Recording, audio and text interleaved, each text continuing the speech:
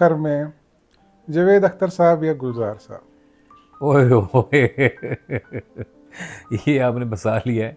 मैंने गुलजार साहब के साथ काम किया हुआ है, जावेद साहब के साथ नहीं किया। लेकिन जावेद साहब भी बहुत ही बड़े लेवल के, मुझे लगता है इनमें या नहीं हो सकता लेकिन अगर करना पड़ेगा तो गुलजार साहब।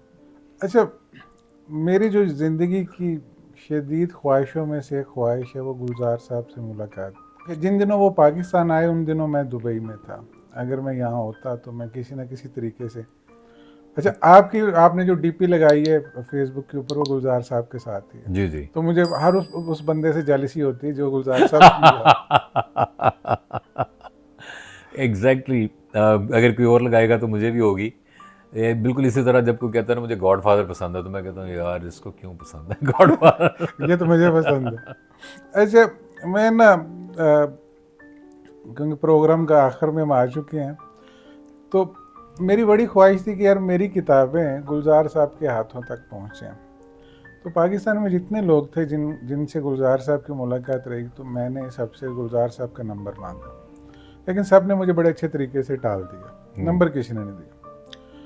फिर मैं क्योंकि दुबई में था तो मैंने अपने छोटे भाई को कहा, एक बम्बई का उसका दोस्त था, तो मैंने किताबें दुबई भिजवाई थी। मतलब मेरी 8 किताबें जो शाया हो चुकी, तो सारी किताबें भाई ने उसको, जो बम्बई का कोई लड़का है, उसका नाम मेरे जहन में नहीं आ रहा, मैं उसका शुक्रगुजार हूँ, तो वो बम्बई ले गया और उसने वहाँ से गुलजार साहब को पता नहीं कहाँ से एड्रेस लिया और उसने पोस्ट कर दिया।